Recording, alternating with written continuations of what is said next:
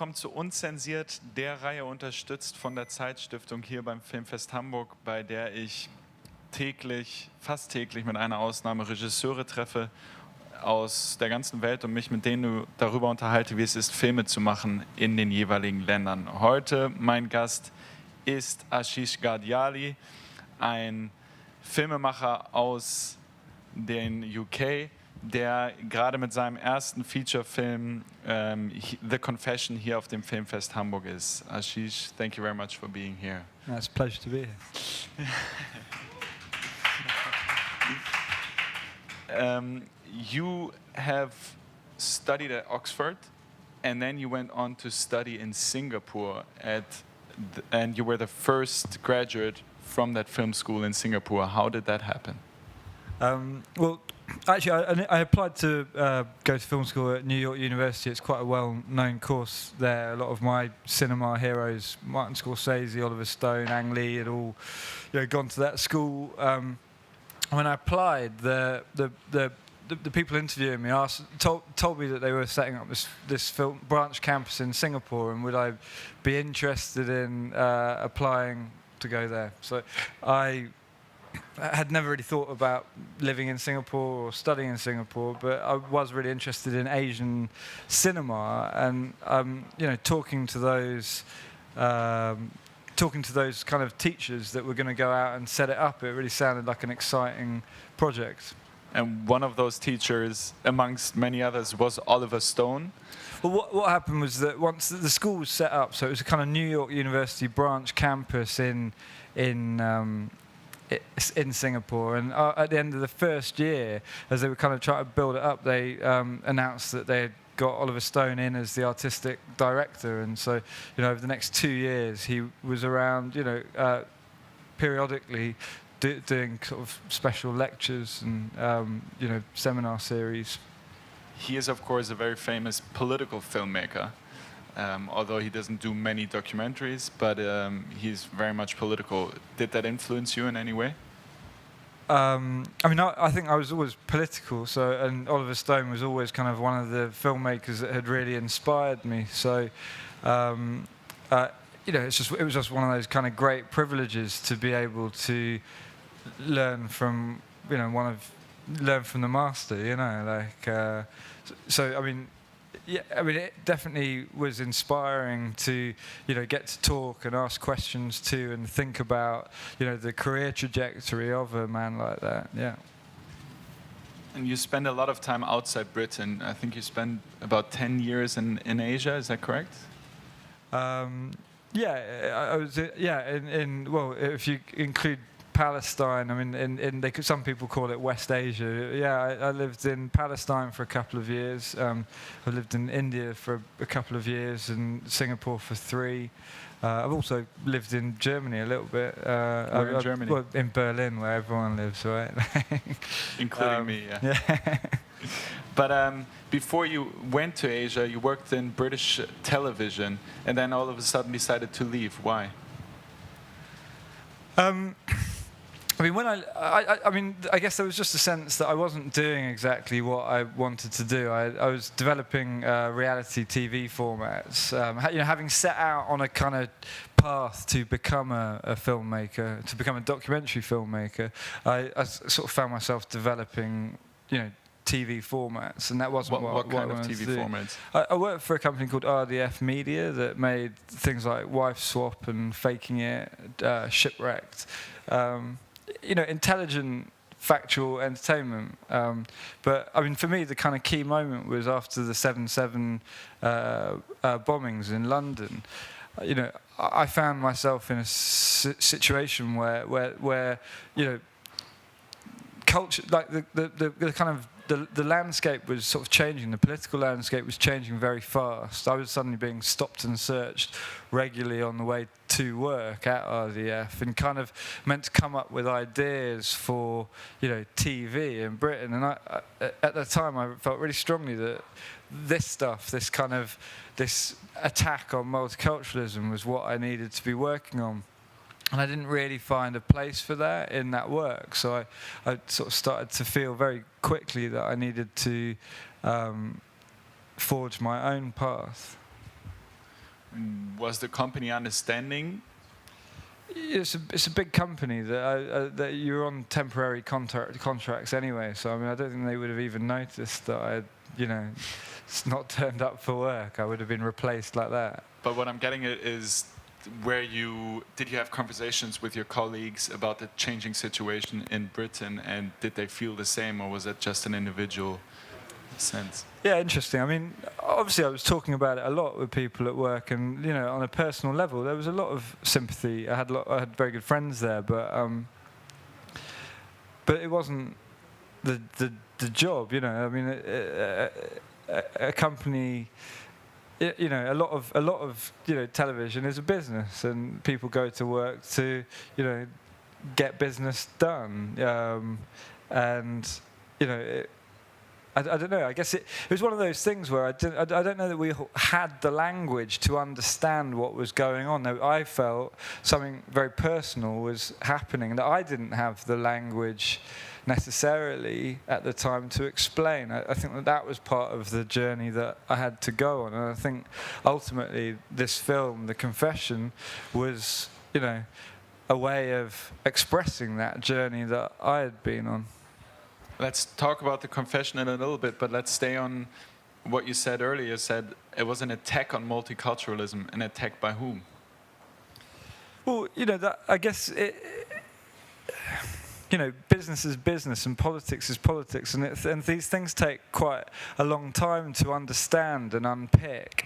I mean, at the time, for me, what was very clear was that I was suddenly being singled out on the way to work for random bag checks on a very regular basis, which was just a kind of daily act of humiliation. On the basis of the colour of your just skin. On the colour of my skin, obviously, yeah. And within the context at the time, people might say, well, it's understandable. But to me, it wasn't understandable. I didn't understand what could possibly have happened to make me part of a criminal profile.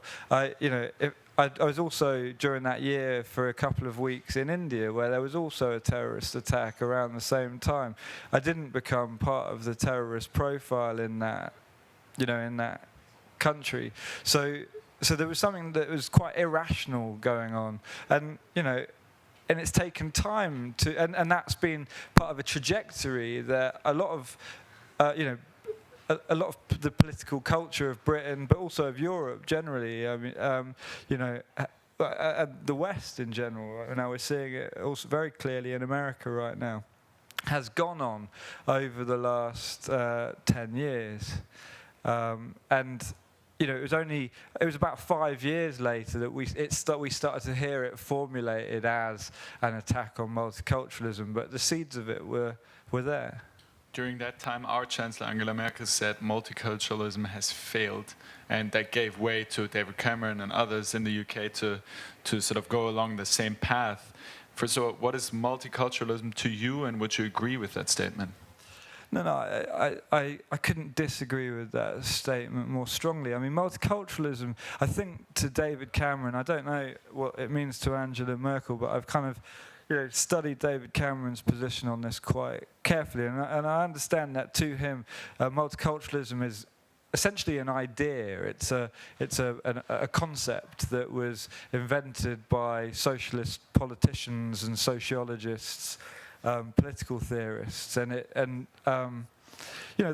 that's an incredibly superficial way of looking at it. I mean, multiculturalism is a reality. It's very central to my being. It's the reality of my being. It's the reality of my daughter's being. Like that there are many cultures that kind of feed in to my sense of the world. But I mean. But it's also, I mean, I think that ethnic minorities tend to feel that more profoundly, but it's actually the reality of David Cameron's being and your being, and multiculturalism is just a kind of basic truth of the world that we live in today. So you don't agree with the statement that it has failed on the basis that it's a reality, it can't really fail? Yeah, exactly. I mean, it's like saying the sky has failed, or, the weather has failed. I mean, the weather's the weather, right? And is that reality reflected in culture in the UK, in, for example, television? Because that's the area you spent in those years.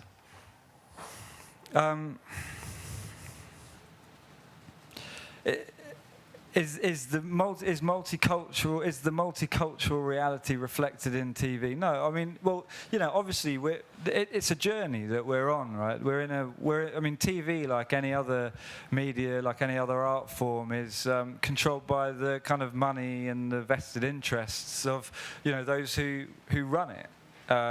You know, Britain, like much of the world, is, you know. You know, is controlled. You know, I mean, it's controlled by, you know, mostly, you know, white people.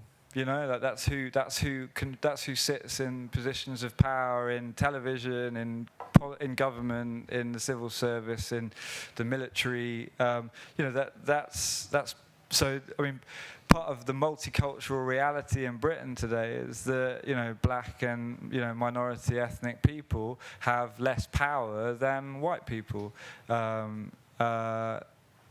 So, you know, that reality is certainly reflected in TV, yeah, like it's reflected in other institutions. So then you get fed up by that reality and you leave the UK for about 10 years and you come back. Had it changed? Well, I don't, you know, fed up. I mean, I went into TV because I was looking to, you know, I was searching for something in myself, and I kind of had to carry on that journey. I mean, that's what I think creative people do. Yeah, my creative journey led elsewhere for a while, and then I came back, and yeah, things had changed. You know, I mean, the idea that multiculturalism had failed had been sort of established as you know, a kind of consensus position within the ruling class. Yeah. But for your own experience back in the UK, was that still the same? Were you singled out? Were you controlled by police? You know, that comes and goes. I mean, no, I mean, never again as kind of as intensely and as obviously as during 2005.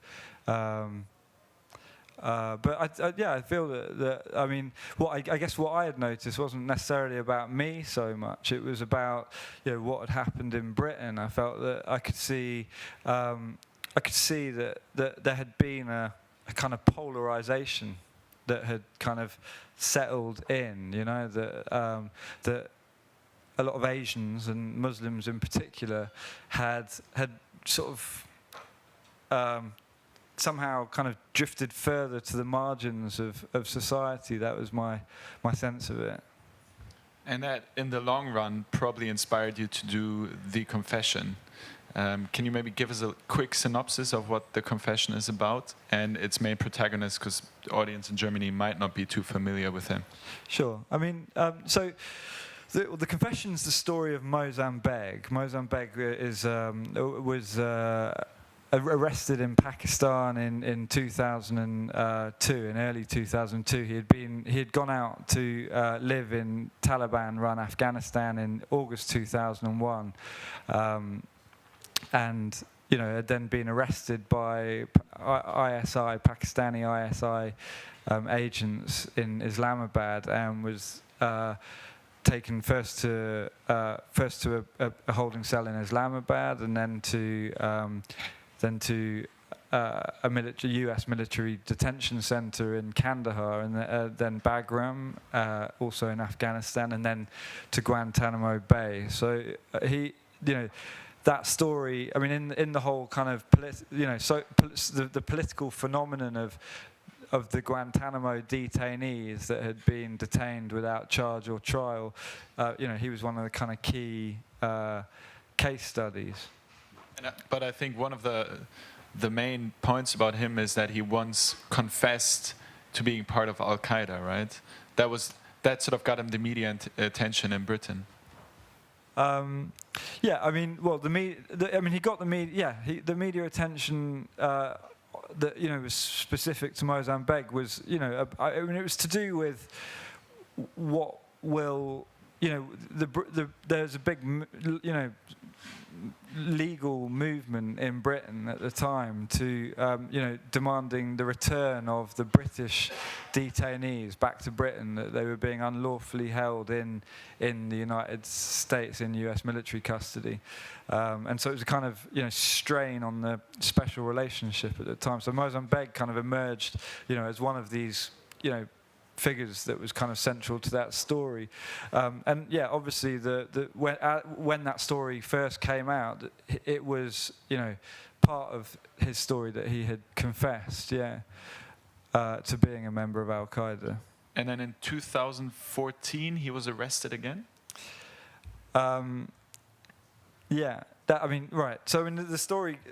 The story kind of is in two parts. But the reason that I picked up and kind of started to interview Mozambique was that I basically heard of the story when in the summer of 2014, October 2014, his trial. He was meant to be on trial for terror offences, connected with Syria, with the Syrian civil war, and on the day that the case was meant to start, he was released. They dropped the charges against him were dropped, and as I looked into that, it kind of had me wondering, well, why was he arrested in the first place? Like, were there proper charges? Was there a proper case against him? Because there was no real evidence that there ever had been. And so, I kind of approached the story from there, and then, traced it back. And you, in your film, you interview him and you cut in between archive material, and it's a very interesting film. I can recommend to everyone watching it. And now you are on a cinema tour together with Mozambique. Is there a little bit of that distance between a documentary filmmaker and his or her protagonist lost? Is that a problem that you see? There's no problem. The process of making the film, was what it was. There was kind of very little relationship between Mozambique and myself. During the making of the film, I met him once. I, pitched for access. I told him what I wanted to do, basically, and then the next time we met was on camera. I sat down, interviewed him for 2 days, and then spent a year kind of wrestling with the material to make the film. I invited him in to, look at the film, when it was done, basically, just to make sure that everything in it was factual. And had he not liked the film, my position would have been the same. So it's kind of like, had he not liked the film, he wouldn't have come on tour with it. But he did, Yeah, I see, but there's some commentators that call your documentary troubling and provocative,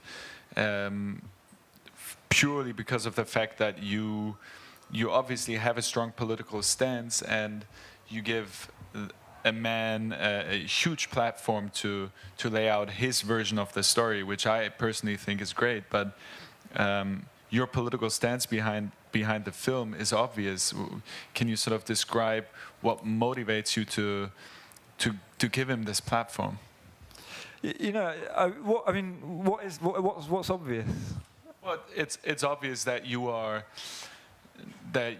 want to give a man who has perhaps in the mainstream media been portrayed in a certain way the platform and the opportunity to tell his or her own story. In this case, a man, your protagonist, which I think is great. But some other people call it troubling and provocative, and I wonder, why so? Well, I guess it's trouble. It's trouble if certain truths are, that aren't truths, are just peddled again and again and again. So it's interesting because Mozambique, regularly occupies front page headlines, in certain newspapers in the UK, and is branded an extremist. this idea that he confessed, to being a member of Al Qaeda is repeated, ad nauseum. When you say that my position is obvious, my position is just that, if we're going to assume a whole load of things, shouldn't we know on what basis we're assuming that? For me, it was very simply a case of wanting to know. Well, it's not in the public domain why this man was arrested and held for 7 months in prison. I would like to hear his account. If that's giving him a platform, well, so is... But it is fueled, and you said that earlier, it is fueled from your own personal experience in the UK after the London bombings and you being singled out by the police, and that all led up, perhaps with a little bit of time spent in between, to you making this movie, which I think is great. But in that sense, you have a political motivation behind it. Would you agree? But let's be clear about what the political motivation is. When I'm talking about my experience, what I'm saying is that the war on terror has fueled a culture of racist assumption, and that's no good for anyone. I come from a society that claims to operate by rule of law. I think that the prevalence of justice in any society is just a basic that we all need to stand by. Otherwise, the kind of fabric that binds us together starts to fall apart. So when you talk about my political position, it's to challenge racist assumption, prejudice. The process of making the film was never a foregone conclusion. The fact is that on camera, and it's part of the fabric of the film, I seek out, as much of the contradiction, I place very tough challenges to Miles and Beg so that I can walk away from it with a very clear-sighted view of who this man is, what his position is, where the grey areas are. There are grey areas. They're left grey in the film. I don't try to wash over them, There are things that we can't know absolutely, but, shouldn't we, be men and women enough to stand up and say that we can't know that absolutely, rather than to, assume guilt? So your film is going to have a huge platform. It's going to be shown on the 23rd of October on BBC 4. Is your intent then to steer another discussion about this institutional racism, about the war on terror, about Mozambique personally? What do you hope that your movie to achieve? I'm sort of learning a lot about. This is my debut feature film, so it's the first time I've had something kind of go out into the world on this scale, and I'm learning quite a lot about the limitations of a filmmaker. I think that filmmakers make their film, and the filmmaker's intention about, I don't know, or maybe that's just not me, but that process of steering conversation and steering debate. I'm in some sense a kind of hostage to what audiences will do with the film. Audiences can ignore the film. They can come away enraged. They can come away distrustful of the protagonist. That's not my my thing to control. But what I'm very proud about in the film is that it will provoke, and it will trouble, and it will ask people, it will kind of encourage people to question their own perspectives, to question their own, certainties. I think that can only be a good thing in the current climate. And for those who can't wait for it to be shown on the BBC, they can watch it tonight at 9:30 in the Metropolis. Ashish, Ghadiali, thank you very much. Thanks.